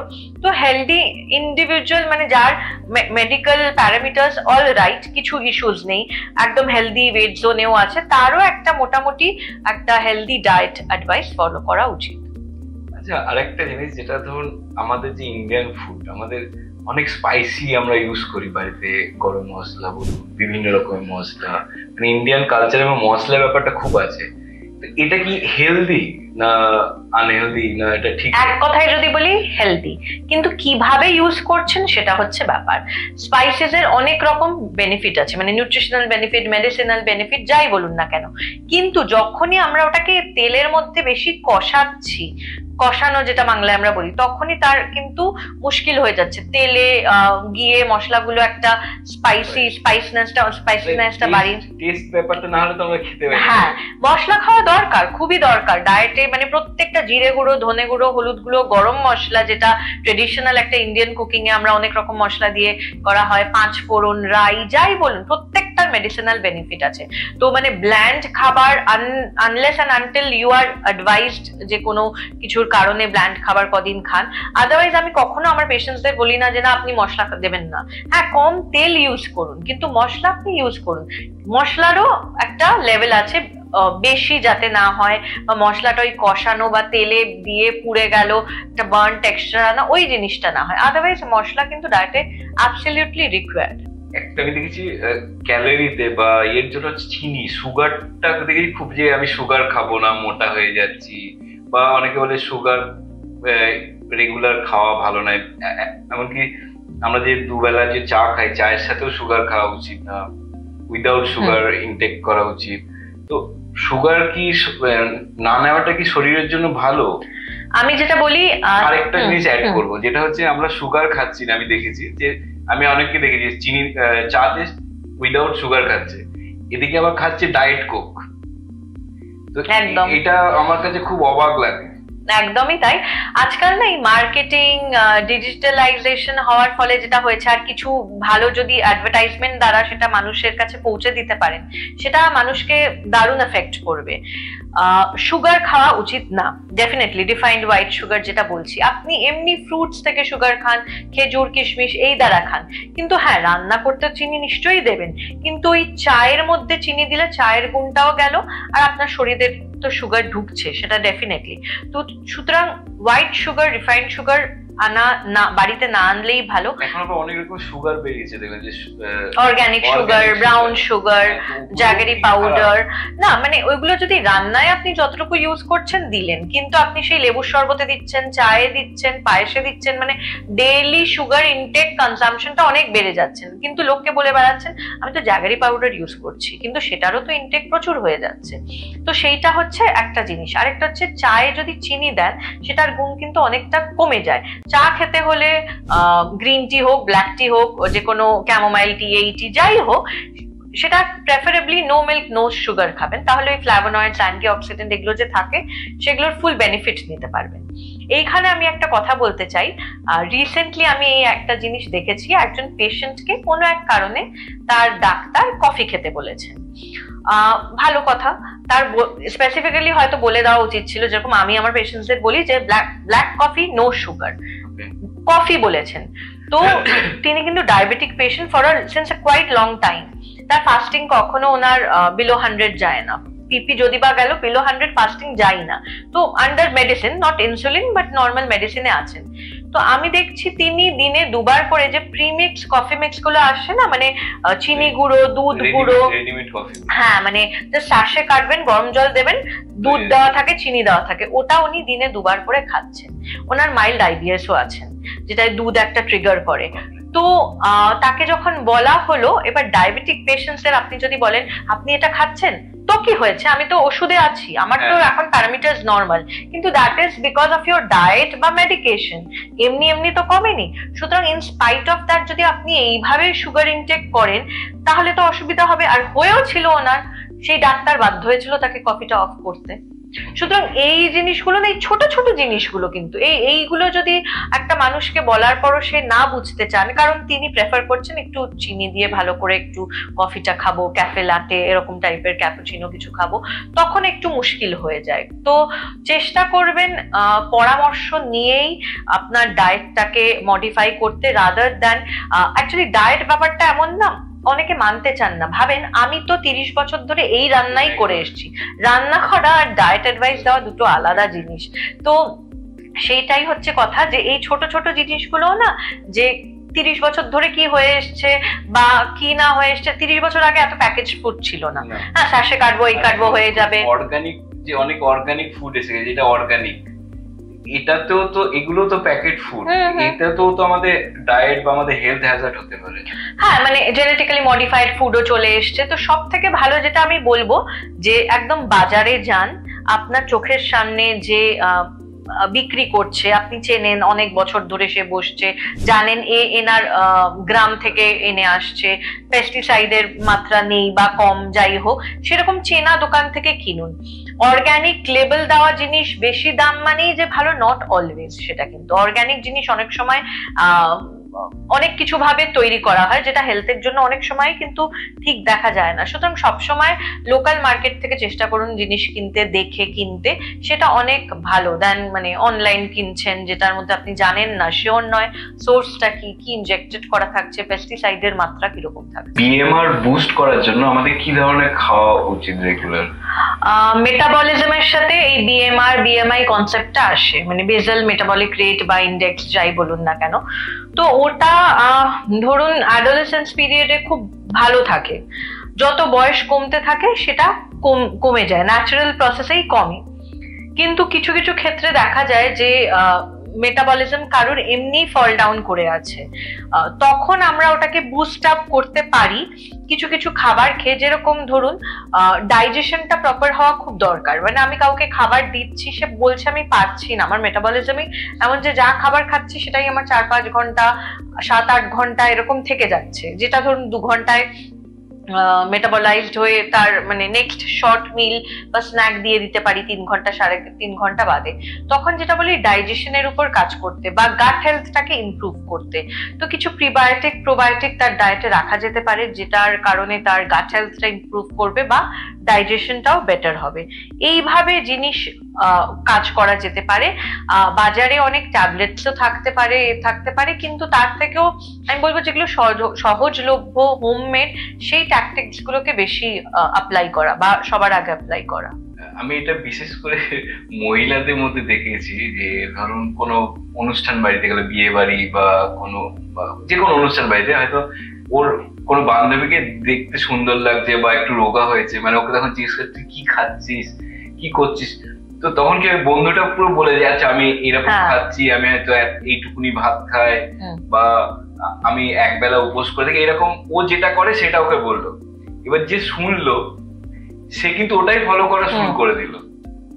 এটা তো ওর জন্য ক্ষতিকারক হতে পারে। এক্স্যাক্টলি, কারণ দুজনের বয়স আলাদা, জেন্ডার যদি আমি ধরেও নিই একই, ঠিক আছে দুজনই মহিলা, মেটাবলিক রেট নিয়ে কথা বলছিলাম, বিএমআর এগুলো আলাদা, লাইফস্টাইল আলাদা, মেডিকেল ইস্যুস যদি কারোর থেকে থাকে, কারোর যদি হরমোনাল ডিসঅর্ডার বা পিসিও থেকে থাকে, সেখানে অনেক চ্যালেঞ্জিং হয় ব্যাপারটা। কেউ যদি 45 এর কাছাকাছি মেনোপজ এরিয়ায় আসে, সেখানেও একটা খুব চ্যালেঞ্জিং হয়ে যায়। তো এগুলো না দেখার বিষয়, কিন্তু আমি জানি সামনে দেখছি একটা এক্সাম্পল, তার মানে সে যা ফলো করেছে সেটাই হচ্ছে একদম বেদ বাক্য, এটাই ফলো করতে হবে, কিন্তু এটা একদমই উচিত না করা। তখনই কি হয়, ডিজিনেস চলে আসে, মাথা ঘুরে যাচ্ছে, পারছি না, টায়ার্ডনেস, হেয়ার ফল, তার মানে ডায়েট মানেই খারাপ, এই একটা কনসেপ্ট তখন চলে আসে। আমার একজন চেনাশোনা আমার কলিগ আছে, সে কি করেছিল যখন জিম করতে গিয়েছিল তখন ওর ট্রেনার বলেছিল কম খা, তো ও কি করেছিল খাওয়াই পুরো স্কিপ করে দিয়েছিল। হ্যাঁ, সেটা তো একদমই উচিত না, যেটা এর আগেও আমরা নিয়ে কথা বলছিলাম, 1 meal a day বা লো ক্যালোরি রেস্ট্রিক্টেড ডায়েট যেগুলো হয়, সেগুলো জানতে হবে কাকে আমি দেবো, কতটা দেবো সেটাও। কাউকে আমি 500 ক্যালোরিতে রাখবো, কাউকে আমি 1000-এ রাখবো, কাউকে 1200-এ রাখবো, এটা ডিপেন্ড করছে কাকে কিরকম আমি দেবো। কেউ যদি নিজে থেকে ওরকম বন্ধ করে দেয় তাহলে খুব মুশকিল হয়। আর যেটা আমি শুরুতেই আজকে এই পডকাস্টের শুরুতেই আমি বলেছিলাম যে আপনার প্লেটটা সবসময় carbohydrate, protein, fat, vitamins, minerals আর জল এইগুলোই ফিল আপ করা থাকবে। এরকম না যে আমি আজকে সকালবেলা শুধু প্রোটিন খেয়ে নিলাম, দুপুরবেলা শুধু আমি কার্বোহাইড্রেট খাবো। তো আমাকে ওইভাবেই দেখতে হবে যে ক্যালোরি আমার কতটা দরকার, আর ক্যালোরি যেন একটা ব্যালেন্সড ক্যালোরি প্ল্যাটারটা যেন ওরকম থাকে। আচ্ছা, আমি এটা দেখেছি বিশেষ করে যখন বাচ্চাদের আমি দেখেছি যে মারা যারা থাকেন, মানে বাচ্চা সে হয়তো বলছে আমি আর খেতে পাচ্ছি না, তাকে সেই জোর করে করে খাওয়ায়, এক্ষেত্রে দেখি অনেক বাচ্চা ওবিস হয়ে গেছে। এটা তো ঠিক না, মানে একদমই ঠিক না, মানে এটাকে আমরা বলি ফোর্স ফিডিং। ফোর্স ফিডিংটা একদমই করানো উচিত না। হ্যাঁ, দেখতে হবে বাচ্চার খিদেটা, মানে আমার আর খিদে পাচ্ছে না, টামি ফুল, এটা কতটা অথেন্টিক, কারণ আজকাল বাচ্চারাও ভীষণ স্মার্ট হয়ে গেছে, আমার বাড়িতেও আমি তো দেখি। তো যখন সে বলছে আমি খিদে পাচ্ছি না, ইজি ট্যাকটিক হচ্ছে বলা যে চকলেট খাবি, সে যদি বলে হ্যাঁ, তার মানে তার টামি ফুল হয়নি। আর যদি টামি ফুল অ্যাকচুয়ালি হয়ে থাকে না, সে চকলেটেও না করবে। তো ওটা একটু বুঝতে হবে। কিছু কিছু বাচ্চারা আছেই যারা জেনারেলি একটু কম খায়, খাওয়ার থেকেই দূরে দূরে পালায়। তো তাদের ডায়েটস গুলো ভাবে বানাতে হয়, ভ্যারাইটি রাখতে হয়। রোজ এই ডাল ভাত মাছ, ডাল ভাত মাছ এই করলে কোনো বাচ্চা খেতে চাইবে না। ভাতটা মানে খাওয়াটা একটা আতঙ্ক। তো ভ্যারাইটি আনতেই হবে, ডায়েট একটু মাথা লাগাতেই হবে যে আজকে আমি বাচ্চা দরকার হলে একটা সাইক্লিক মেনু রাখতে হবে। মানডে আজকে আমি ওর টিফিনে এটা দিলাম, টিউসডে টিফিনে এটা দিলাম, থার্সডে এটা দিলাম, এরকম করে। অনেক বাচ্চারা টিফিন ফেরত নিয়ে আসে। কেন আনে? কারণ তারা পছন্দ করছে না খেতে খাবারটা। সেই খাবারটাই একটু যদি ভ্যারাইটি করে দেন, একটু অন্যরকম করে দেন, দেখবেন খাবেন। কিছুই না, একটা প্যাটিকে যদি একটু হোল হুইট নুডলসে মুড়ে একটু সতে করে দিয়ে দেন, জিনিসটা দেখতেও অন্যরকম হয়। কিন্তু অথচ আপনি একটা আলু টিক্কি আর নুডলস দিচ্ছেন সেটা না, দুটোকে মিশিয়ে কিন্তু এরকম হয়। এর জন্য আপনাকে 5 স্টারের শেফের কোর্স করতে হবে না। কিন্তু একটু যদি ওই নিউট্রিশনিস্টের কাছেই যান, যারা পেডিয়াট্রিক কেসেস বেশি হ্যান্ডেল করছে বা এরকম এক্সপিরিয়েন্স বেশি আছে বাচ্চাদের হ্যান্ডেল করতে, তারাই গাইড করবে। সারাদিনে খাবারটা না এইভাবে সাজিয়ে নিলে বাচ্চারা খুব ইন্টারেস্ট পাবে। আজকে খাবার কি, কালকে কি টিফিনে আছে, ইন্টারেস্ট পাবে। পড়াশোনাটা তো ডেফিনেটলি ইম্পর্টেন্ট, কিন্তু বাচ্চার যদি শরীরে কোনো রকম ক্যালোরি ঠিক মতো না ঢোকে বা গ্রোথেও তো আপনার ডেফিনেটলি মানে স্পেশালি প্রোটিনটা না খুব কম্প্রোমাইজড হয় বাচ্চাদের মধ্যে। এরকমও বাচ্চা দেখেছি সারাদিন খুব সুন্দর ডায়েটে আছে, কিন্তু তারপর তার বাড়ির লোকে চকলেট খাইয়ে দিচ্ছে, চিজ খাইয়ে দিচ্ছে, কুকিজ খাইয়ে দিচ্ছে, সে একটু মোটার ধাত হয়ে যাচ্ছে। কিন্তু আদারওয়াইজ তার ডায়েট অ্যাডভাইস কিন্তু ঠিক। তখন দেখা গেল আরে তার বাকি বাড়ির মেম্বাররা তাকে চকলেট দিয়ে দিচ্ছে, চিজ দিয়ে দিচ্ছে বা উল্টো পাল্টা খাবার হয়ে যাচ্ছে। তো এইটা দেখতে হবে যে তার ডায়েটে অ্যাকচুয়ালি কতটা হেলদি খাবার থাকছে। আর হেলদি মানেই যে সেটা ব্ল্যান্ড, শুধু ফল, শুধু স্যালাড, এগুলো কিন্তু না। মানে অনেক সুন্দর সুন্দর জিনিসও কিন্তু তাকে করে খাওয়ানো যায়। আর ভেরি শর্ট টাইম, মানে এমন না বাচ্চার টিফিন বানাতে গেলে আপনাকে 1 ঘন্টা টাইম দিতে হবে। সকালে 15 মিনিট মোর দেন সাফিসিয়েন্ট আমার মতে, যদি প্রিপারেশন করে রাখেন। মানে রাতে ঘুমোতে যাওয়ার আগে আপনি ভেবে নিলেন সকালে বাচ্চাকে আমি এই টিফিন দেবো। যদি কিছু সেদ্ধ করার থাকে, ধরুন কিছু সবজি আগে থেকে সেদ্ধ করে রেখে দিন ফ্রিজে, অনেকটা টাইম সেভ হলো। এইরকম প্রিপারেশন করে আগের দিন যদি ভেবে রাখতে পারেন, আপনার বাচ্চার টিফিন বানাতেও কম সময় লাগবে, ভ্যারাইটি আনতে পারবেন, বাচ্চা টিফিন খেতে বাধ্য, মানে সে নিজে থেকে পছন্দ করবে। মানে আমি এমন অনেকজনকেই জানি যারা একা থাকে মেসে, মানে ধরুন পেইং গেস্ট থাকে বা মেসে থাকে বা নিজে 2-3টে বন্ধু একসাথে ফ্ল্যাটে থাকে। এরা ম্যাক্সিমাম টাইমেই ওদের ব্রেকফাস্ট স্কিপ করে, আইদার অফিসে এসে ব্রেড খেয়ে নিল চায়ের সাথে, না হয়তো একবারে লাঞ্চ করছে। মানে আমার যেটা মনে হয় যে যদি প্রত্যেক মানে এভরি উইকে যদি ওরা একটা শিডিউল করে রাখে যে আমি কালকে আমার কি রান্না হবে, তাহলে আমার মনে হয় জিনিসটা আরো ইজি হয় ভাবতে। মানে অনেক সময় কেউ আচ্ছা কি রান্না করবো, তো ঠিক আছে চলো চা খেয়ে চলে যাই অফিসে, পরে দেখছি। মানে এটা মেনটেন থাকে না কোনোদিনই, যারা বিশেষ করে একা থাকে। একদমই। আপনি যে গ্রুপটা নিয়ে কথা বলছেন তারা তো অ্যাডাল্ট, ম্যাচিউর। তাদের ক্ষেত্রে আমি বলবো 1 পট মিল করুন। মানে আমার কিছু পেশেন্টস থাকে যারা বাইরে হয়তো একলা আছেন বা করতে পারছেন না, মেসে আছেন, হোস্টেলে আছে, তো যদি তার কুকিং করার মানে একটা ফ্যাসিলিটি থাকে, তাহলে আমি সবসময় বলি ইন্ডাকশন যদি থাকে, প্রেসার কুকার থাকে, বা আর কিছু লাগবে না, প্রেসার কুকারে 1 পট মিল বানান। ধরুন সবজি দিয়ে, সয়াবিন দিয়ে একটা ডালিয়া খেয়ে নিলেন, আরেকটা শসা, আর দই তো ফ্রিজে থাকে বা দইটা বাইরে থেকে আনাও যায়, দ্যাট মানে একটা কমপ্লিট মিল হয়ে গেল। তো 1 পট মিলই খান, ওই 3-4টে আইটেম খেতে হবে না। তো সেক্ষেত্রে ওইটা হচ্ছে ওয়ে আউট, 1 পট মিল টাইপের কিছু বানিয়ে নেওয়া। কিন্তু বাচ্চাদের ক্ষেত্রে তো তাদের মারা আছে বা অন্য হেল্প আছে, যারা একটু পরিশ্রম করলেই আমার মনে হয় না কোনো অসুবিধা হবে। যেমন ফুচকা, বিরিয়ানি, মানে যেগুলো খুব ক্রেভিং হয়, যেটা আজকে সানডে বিরিয়ানি খেতে হবে বা আজকে অফিস যাওয়ার পথে একটু ফুচকা খেয়ে বাড়ি যাব, এই যে খাওয়াটা বা এই ধরনের ফুড ইনটেক করে, এটা কি আমাদের কোনো এফেক্ট পড়ে না? একটা লিমিটেড বা একটা টাইম ফ্রেম, মানে একটা টাইম ডিউরেশন পরে পরে যদি খায়, তাহলে আমার শরীরে কোনো এফেক্ট পড়বে না। বিকেল বেলা এই খিদেটা পায় মেনলি, সবারই তাই। কারণ এই সময় একটা দেখা যায় বডির মধ্যেই যে এই ক্রেভিংটা হচ্ছে একটা কারণ আছে এর পেছনে। তো তখন আমি যেটা বলি, চটপাটা খেতে ইচ্ছে করে মেনলি, ম্যাক্সিমাম ক্ষেত্রে দেখা যায়। কেউ বলবে না ওই সময় আমার মিষ্টি খেতে ইচ্ছে করছে বা এক প্লেট খিচুড়ি খেতে ইচ্ছে করছে, মানে একটু চটপাটা যেটা স্ন্যাক বা চাট এরকম টাইপের। তো সবসময় সেই সময় যদি সম্ভব হয় কিছু চাট বানানো বাড়িতে, যদি বাড়িতে থাকেন, পরিস্থিতি সেরকম থাকে। আর নয়তো বাইরে যদি এইসব খেতে চান, ডেফিনেটলি এটার একটা ফ্রিকোয়েন্সি আছে, ঘন ঘন না, মাঝে মধ্যে খান, কোনো অসুবিধা নেই। আর যদি স্কোপ থাকে সেটাকে বাড়িতে বানানোর, যেরকম বিরিয়ানি, বিরিয়ানি অনেকেই আছেন মানে বাঙালি হলেও হয়তো সে বিরিয়ানি রান্না করতে পারেন আর অনেক হেলদি ভাবে, তাহলে সেই বিরিয়ানি বাড়িতে এভরি সানডে খাওয়া যেতেই পারে, তাতে কোনো অসুবিধা নেই। তো ওটা হচ্ছে ব্যাপার যে আপনি কি খাবার খাচ্ছেন, কিভাবে খাচ্ছেন। কারুর বাড়িতে ডায়েটটা এমন করে ফলো করা যেতেই পারে যেখানে ধোসা থাকছে একটা উইকে থাকছে পোলাও, এগুলো কিন্তু ডায়েট ফুডের মধ্যেই পড়ে, মানে ডায়েট ফুড মানে খারাপ না, হ্যাঁ, আর ভালো খাবার, মানে যদি আমি খুব সিম্পল করে বলতে চাই, ডায়েট খাবার বেসিক্যালি হেলদি আর বাড়ির হতে হবে। হ্যাঁ হ্যাঁ, আর টেস্টি, সব থেকে বড় কথা আমি নিজেও যেটা মনে করি, ডায়েট খাবার মানে সেটা খারাপ, টেস্টলেস বা এক্স্যাক্টলি একদম না। ডায়েট, এরকম আমার প্রচুর পেশেন্টস আছে যারা বলে যে এইরকম খাবার যে হয় আমি জানতামই না, বা এই জিনিস যে পাওয়া যায় বাজারে আমি জানতামই না। ওটাই হচ্ছে ব্যাপার, একটু অ্যাওয়্যার হতে হবে, তবেই সেটা আপনি এক্সপ্লোর করতে পারবেন, বাড়িতে রান্না করতে পারবেন, বেনিফিট পেতে পারবেন। যে বিকেল বেলায় আমাদের যে চটপটা খাবার, বিশেষ করে আমি দেখি ঘুম থেকে, যদি সানডে হয়, যদি সানডেতে কি হয় বেসিক্যালি আমরা একটু দুপুরে একটুখানি আমরা ন্যাপ নিয়ে নিই ছোট্ট করে, এই ঘুম থেকে ওঠার পরে ওই ক্রেভিংটা আরো বেশি হয় যে এখন একটু টক ঝাল এরকম। এটা হওয়ার কারণটা কি? সানডে হলে সেটা কিছুটা সাইকোলজিক্যাল, আর সানডে যদি মেনশন না করে ইন জেনারেল জিজ্ঞেস করেন, সকালবেলা থেকে উঠে না, সকালবেলা উঠিয়ে মানে মেটাবলিজমটা একটু কমে থাকে, আস্তে আস্তে সেটা বাড়ে। এবার সন্ধ্যেবেলার দিকটা হচ্ছে, বিকেল বেলার দিকটা মিড অফ দ্যাট থিং, মানে সকালবেলা ঘুম থেকে উঠছি, বিকেলবেলা সন্ধ্যেবেলা হয়ে রাতে যাচ্ছে, তো এই সময়টা এই জন্য ক্রেভিংটা বাড়ে, কারণ তখন একটা পিক এরিয়ায় আমরা পৌঁছে যাচ্ছে, মেটাবলিজমটা চলে যাচ্ছে।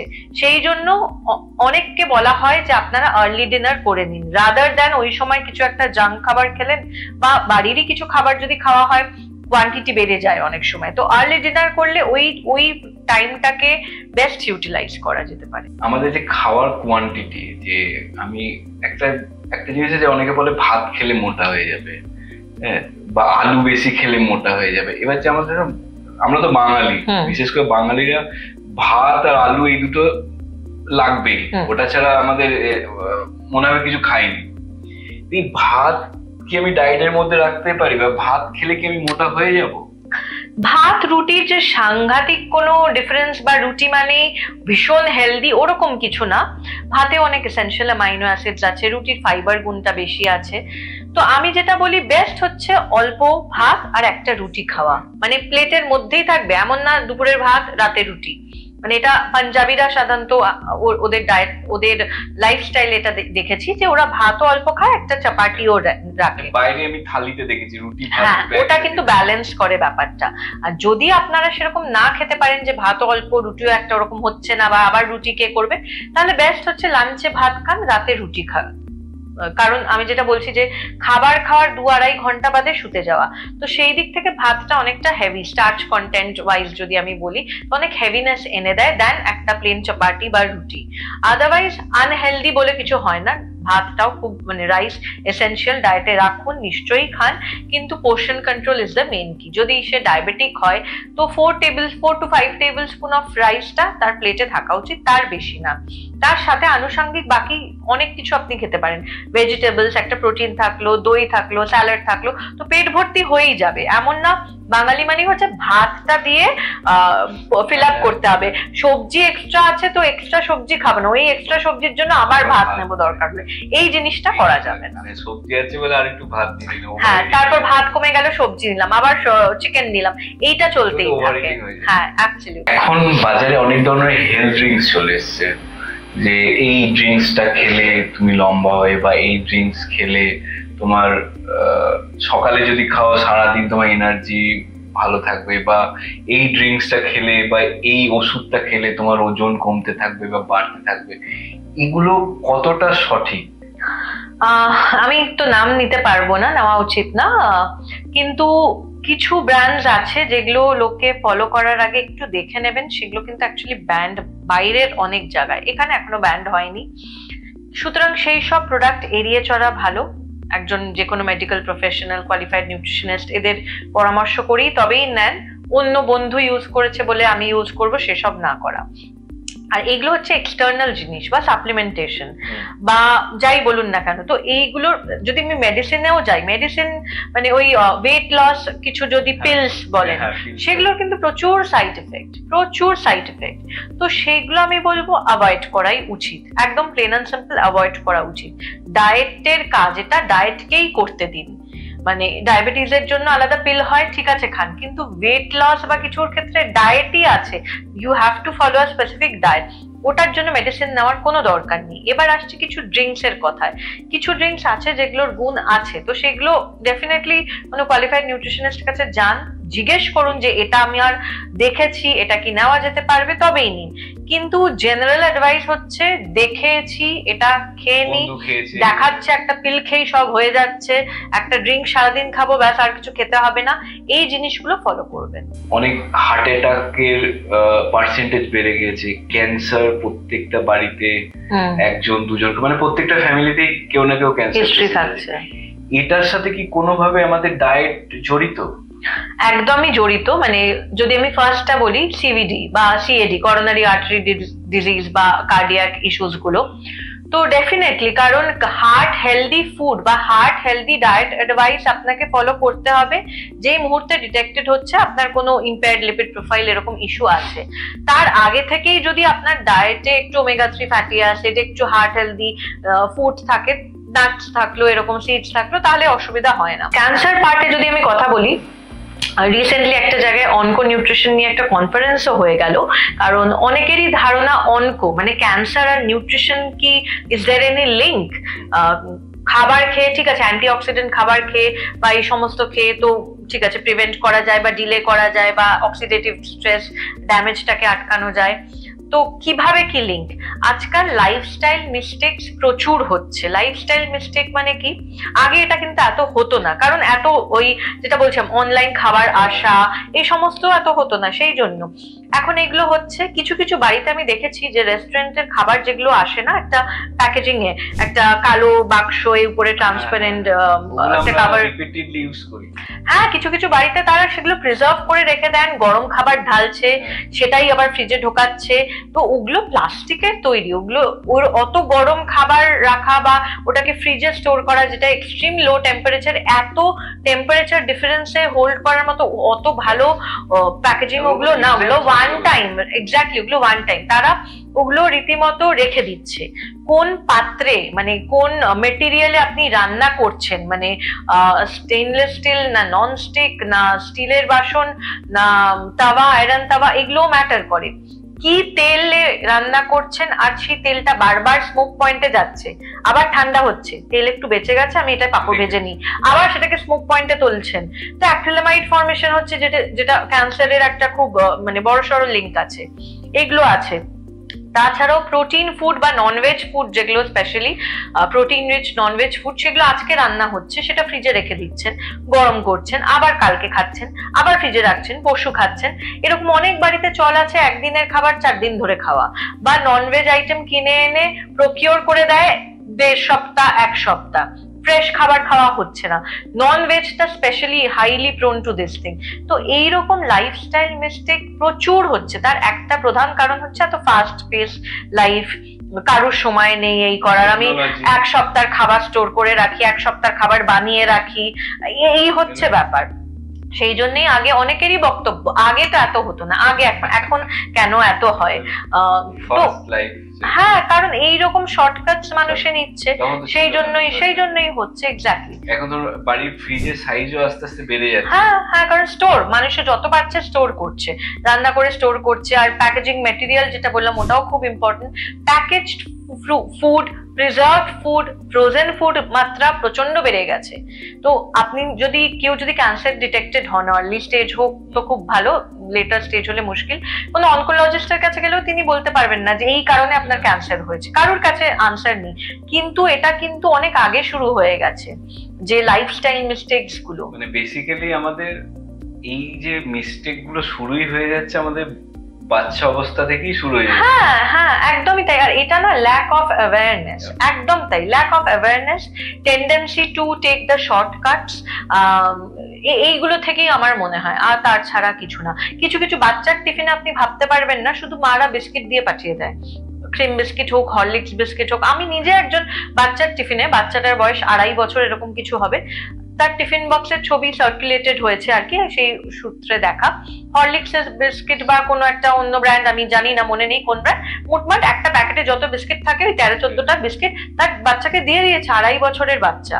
তো এইখানে আমার মনে হয় যে আমি খুব স্ট্রেট ফরওয়ার্ড কথাবার্তা বলি, মানে মা বাবা হওয়াটা খুব ইজি। মানে আজকাল যতই আইভিএফ হয়েছে, ইনফার্টিলিটি হয়েছে, বাট দেন একটা মানে তাও একটা চাঙ্ক অফ পিপলরা খুব ইজিলি তাদের ফ্যামিলি প্ল্যানিং হয়ে যাচ্ছে, কিন্তু সেই দায়িত্বটা নেওয়াটা খুব ডিফিকাল্ট। যেহেতু বাচ্চা প্রসঙ্গ বা মা বাবার প্রসঙ্গ এলো, আমাদের যে ধরুন এই যে সেক্সুয়াল লাইফ যেটা, এটা তো ডায়েটের অনেক গুরুত্বপূর্ণ ইয়ে থাকে। একদম, ফার্টিলিটি যেটা আমরা বলছি, একদম মানে যেটা আপনার ফার্টিলিটিতে অনেক সমস্যা হচ্ছে, সেটা একটা স্ট্রেস ইস্যু আছে, একটা লাইফস্টাইল ফ্যাক্টরও আছে।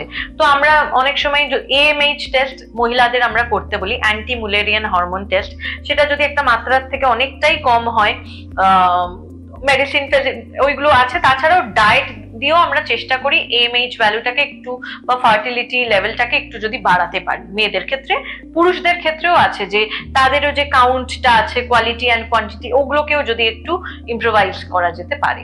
কিন্তু এইগুলোর মূল জায়গায় একটা লাইফস্টাইল কিন্তু আছেই। ফার্স্ট কেউ একজন ডায়েটিশিয়ানের কাছে গেল, একটা ডায়েট প্ল্যান নিল।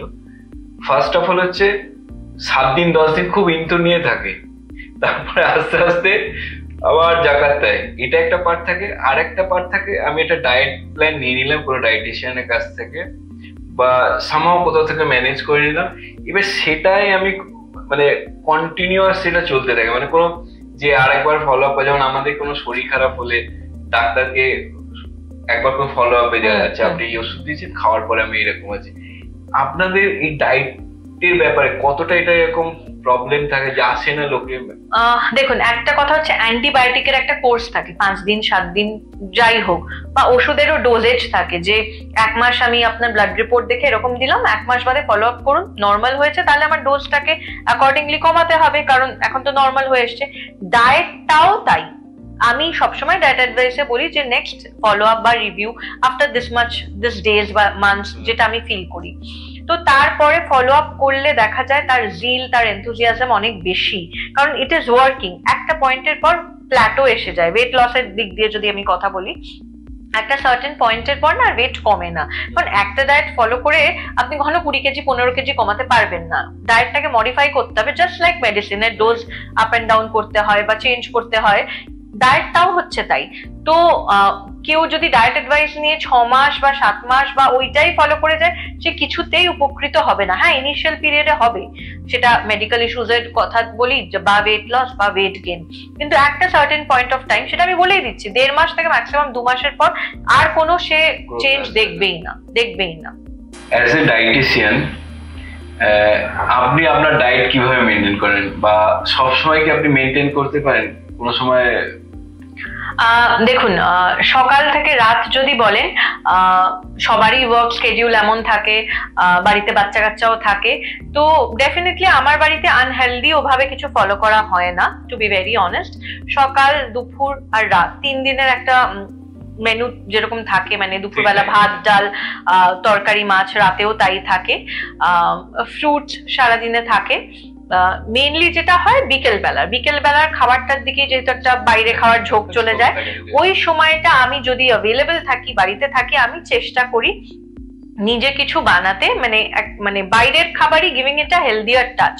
মানে ধরুন দোসাও বানানো হলো, সেটা হলো ওটস আর মুগ ডাল দিয়ে বানালাম আমি, বা স্যান্ডউইচ যদি বানানো হয় সেটা ওয়াফেল মেকারে ডালের পেস্ট দিয়ে আমি পাউরুটির ওই দুটো যে প্যাটি হয় সেটা আমি ওইভাবে বানালাম, বা প্যানকেকও যদি বানাই সেটা ওটস এর প্যানকেক বানালাম। তো এই জিনিসগুলো ডেফিনেটলি আমি করার সুযোগ থাকলে আমি সেটা করি, যে বাইরের খাবারটাকে বাড়িতে বানানো। কিছু কিছু সময় হ্যাঁ আমার বাড়ির লোকও বলে ফেলে যে মানে তারাও জানে আমি কিছু বানাচ্ছি মানে এটা একটা হেলদি খাবার হবে, তো সেটাই আর কি, মানে মন খুলে তখন সেটা খাওয়া যায় যে ডেফিনেটলি। বাড়ি থেকে অবজেকশন আসে যে হ্যাঁ মানে আমার বাড়িতেই একজন আমার বাড়িতে বাচ্চারাও আছে, তো আমি বাচ্চাদের জন্য তো টিফিনটা রোজ আমি বানাই, বিকেলের খাবার অনেক সময় হয়তো আমি বানালাম যদি থাকি বাড়িতে।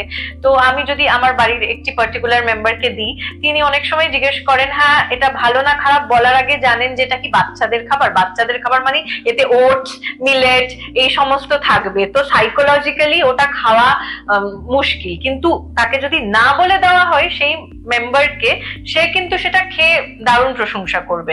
তো এটা অনেক মানুষেরই থাকে, যখন আমি বলে দিচ্ছি এটা ওটস দিয়ে বানানো, মিলেট দিয়ে বানানো, সিড দেওয়া বা বিভিন্ন রকম জিনিস, তখন তার একটা অ্যালার্জিও বাবা। কিন্তু যখন সে আজ ওটা এমনি খাচ্ছেন উইদাউট নোয়িং দ্য কম্পোজিশন, তখন কিন্তু সে খেয়ে সেটা বললো হ্যাঁ দারুণ। তো যেরকম ইনিশিয়ালি আমাদের বাড়িতে ময়দা দিয়ে একটা প্যানকেক বানানো হতো, নোনতা প্যানকেক, আমি সেটাকে ইন্ট্রোডিউস করলাম ময়দাটা বাদ দিয়ে ওটস আর আটা দিয়ে, তো সুজিও দেওয়া যেতে পারে। তো সেটার টেস্ট কিন্তু কোনো রকম ভাবে ডিটোরিয়েট করেনি, হয় সেম আছে বা বেড়েছে। তো এই জিনিসগুলো মডিফিকেশনস গুলো কিন্তু ইজিলি আনা গেছে। আর আমার বাড়িতে যা বাচ্চারাও থাকে যারা, মানে টু বি ভেরি অনেস্ট আমি ওপেনলি বলতে পারি কেউ টিফিন ফেরত আসে না। হ্যাঁ এক আধ দিন কোনো সময় বেশি পরিমাণে দিয়ে যদি ফেলি হ্যাঁ তখন হ্যাঁ, কিন্তু ওটাই হচ্ছে মানে ভ্যারাইটি ইজ দ্য কি। আমি চেষ্টা করি সেটাকে করতে আর সবসময় মাথায় রাখতে যে তাদের ডায়েটে এটা যাচ্ছে তো না প্রোটিন যাচ্ছে না। এটা নিয়ে বাড়িতে আমাকে অনেকেই বলে যে তুমি নিউট্রিশনিস্ট বলে এত ভাবছো, সেটা ঠিকই, যে যার প্রফেশন যেটা সে সেটার পার্সপেক্টিভেই দেখবে। তো আমি সবসময় ওটাই ভাবি মানে এভরিডে ডায়েটে, আর আমি সবসময় প্ল্যানিং করে নিই পরের দিন টিফিনে কি থাকবে, তার ডায়েটে সাফিসিয়েন্ট প্রোটিন গেল কিনা, ভেজিটেবলস গেল কিনা। এই জিনিসটা করতে কিন্তু খুব একটা সময় লাগে না। নট দ্যাট কি আমি নিউট্রিশনিস্ট বলে আমি সেটা ভাবাটা স্বাভাবিক। অন্য কারোর পক্ষেও সে যদি জেনে যায় এই লাইনে চিন্তা করতে হবে, সেও কিন্তু ইজিলি পারবে। তাহলে এই ক্ষেত্রে যাদের বাচ্চা আছে সেই সব মায়েদের জন্য আমরা কি টিপস হবে টিফিনের জন্য, যাদের যেসব বাচ্চারা টিফিন ফেরত দিয়ে আসে? জিনিসগুলোকে না একটু ভ্যারাইটি করুন, ওই একঘেয়ে জিনিস দেবেন না। ম্যাক্সিমাম বাচ্চাদের দেখি বাচ্চাদের টিফিনে ইনস্ট্যান্ট খাবার দেওয়া হয়, নামকিনস যেগুলো হয়, বিস্কিট হতে পারে, চিপস হতে পারে, হ্যাঁ মানে ওরকম কিছু। একটু চেষ্টা করুন বানানো খাবার দিতে, মানে আমি বলছি না রাতে বানিয়ে ফ্রিজে রেখে দিন, গরম করে সকালে দিয়ে দিন, অনেক সময় নষ্টও হয়ে যায়। সকালবেলা ওই প্ল্যানিং করে নিন রাতে যে কি দেবেন, সকালবেলা 15 মিনিটের মধ্যে কিন্তু খাবার একদম বানিয়ে ফেলা যায়, সেটা ফ্রেশ হয়। আর এক এক দিন এক এক রকম খাবার দিন, 5 দিন 5 রকম খাবার, সেটা একদমই ফ্যান্সি খাবার হবে না। একদিন ওটস প্যানকেক, একদিন ফ্রেঞ্চ টোস্ট, কিন্তু সেটা যেটা আমি আগেও বললাম ব্রেড ইউজ না করে ডালের পেস্ট ইউজ করে ওটা বানাতে পারেন। নুডলস দিতে পারেন, হোল হুইট নুডলস, এরকম অনেক কিন্তু অপশনস আছে যেগুলোকে ইউটিলাইজ করতে পারেন। আর দেওয়াটাও একটা কিন্তু সুন্দরভাবে দিতে হবে, বাচ্চাদেরকে যেমন তেমন করে দিয়ে দিলেন, বাচ্চা যখন টিফিন বক্স খুললো পুরো ঘেটে আছে মেখে আছে, কোনো বাচ্চা খেতে চাইবে না, তার দেখেই ওটা একটা ওই লাগবে। কিন্তু সুন্দর করে কিছুই না একটু প্যাক করে দিলেন, রুটি যদি দেন বা পরাঠা যদি দেন, একটা মুড়ে দিলেন, ওই ফুড গ্রেড যে পেপারস গুলো যেগুলো ইনট্যাক্ট রাখে সেরকম দিলেন, বা সুন্দর শেপে প্যানকেকটা একটু বানিয়ে দিলেন। এগুলো করতে আমি বলছি শেফ হতে লাগে না বা কোনো ক্র্যাশ কোর্সও করতে লাগে না। একটু যদি মন থেকে ফিল করেন যে আমার বাচ্চাটা যেন খেয়ে আসে, খাওয়াটা যাতে এনজয় করে, এগুলো ভেতর থেকেই তখন কিন্তু আসবে। তো আর এটা আমি আমার প্র্যাকটিক্যাল লাইফ দিয়েও দেখেছি, প্রফেশনাল লাইফে যদি কোনো আমার কাছে পেডিয়াট্রিক কেসেস আসে তার ক্ষেত্রেও কিন্তু আমি জিনিসটা আমি ম্যাচ করাতে পেরেছি। তো এই তো কিছুদিন পরেই পুজো আসছে, পুজোর অলরেডি এখন তো বাজার করা সবাই শুরু করে দিয়েছে। এই যে পুজো আসছে, এবার পুজোতে আমরা প্রচুর অনিয়ম করবো, মানে খাওয়া শোয়া মানে ঘুমানো, সেগুলো কোনো এখন আর ঠিক থাকবে না। তো অ্যাজ এ ডায়েটিশিয়ান আপনার এই যে পুজোর মানে এখন তো ধরুন পুজো আর সপ্তমী থেকে হয় না, এখন পুজো মোটামুটি মহালয়া থেকে স্টার্ট হয়ে যায়। তো এই পুজো কদিন আমাদের কি ধরনের ডায়েট ফলো করা উচিত, বা আমরা কি আমাদের লাইফস্টাইলটা কিরকম করে রাখলে আমাদের পুজোর পরে যাতে শরীর সুস্থ থাকে, সেই সম্পর্কে যদি আমাদের দর্শকদেরকে কিছু সাজেশন দেন। পুজোর পিরিয়ডটা সেটা মহালয়া থেকে শুরু হোক বা পঞ্চমী বা ষষ্ঠী, এক একজনের এক এক রকম। ওই পিরিয়ডটা আমি কাউকে ডায়েট অ্যাডভাইস ফলো করাতে পারবো না, এটা আমি জানি। তো ওই সময় ডেফিনেটলি মানে যা মনে হবে খাবেন নিশ্চয়ই, কিন্তু ডেফিনেটলি তার আগে আর পরে যদি জিনিসটাকে আপনি একটু ব্যালেন্স করে নেন তাহলে কিন্তু কোনো অসুবিধা হওয়ার কথা না। আগে কিভাবে ব্যালেন্স করবেন, সব থেকে বড় কথা যে আপনার যদি কোনো আন্ডারলাইন মেডিকেল কন্ডিশন থেকে থাকে, ধরুন ডিসলিপিডেমিয়া বা ফ্যাটি লিভার, তো ওগুলোকে আগে সময় থাকতে ট্রিট করুন। এখনো তো 2 মাস বাকি আছে, ট্রিট করুন যাতে আপনি নর্মাল কন্ডিশনে চলে যেতে পারেন। বা একটু ওবিজ আছেন, আর একটু ওয়েটটা কমানোর চেষ্টা করুন। আর ওই কদিন যদি অনিয়ম হয়ও সাংঘাতিক কিছু এফেক্ট করবে না, তারপর come back to your usual diet advice. হ্যাঁ, তাহলে ওই কদিনে সত্যি কিন্তু কোনো যায় আসে না। হ্যাঁ, মাইল্ড অ্যাসিডিটি ইস্যু, এই ইস্যুগুলো থাকতেই পারে ডেফিনেটলি, যে অনিয়ম করেছেন বা ভাজাভুজি খেয়েছেন, কিন্তু অ্যাজ সাচ যে সাংঘাতিক কিছু হবে তা না। সুতরাং পুজো আসছে বলে নিজেকে একটু ফিট রাখতে হবে, এইটা আমি বিশ্বাস করি না, কারণ আমার মতে সারা বছরই এটা মেনটেন করা উচিত। এরকম আসে, পুজোর পর নেক্সট হবে ক্রিসমাস, তারপর হবে বিয়ের সিজন, হয় যে আসছে তার বিয়ে বা তার বেস্ট ফ্রেন্ডের বিয়ে। তো কোনো রিজন ছাড়া চেষ্টা করুন নিজেকে সুস্থ রাখার, তাহলে ওইটা ভাবতে হবে না যে অমুক জিনিস আসছে তার জন্য ওই করা। তো সারা বছরই একটা হেলদি ডায়েট অ্যাডভাইস ফলো করুন, মেডিকেল চেকআপসে রাখুন, 6 মাস অন্তর অন্তর রিভিউ করুন ব্লাড টেস্ট রিপোর্ট, যেগুলো আপনার মানে বেশি আছে। আর আদারওয়াইজ যদি আপনি সুস্থ থাকেন, বছরে একবার করে একটা অ্যানুয়াল চেকআপ করেন, ব্লাড টেস্ট, ইউএলজি যেগুলো হয় বেসিক আর কি। আমার মনে হয় তাতেই সুস্থ জীবন লিড করাটা কোনো কিন্তু অসুবিধার না।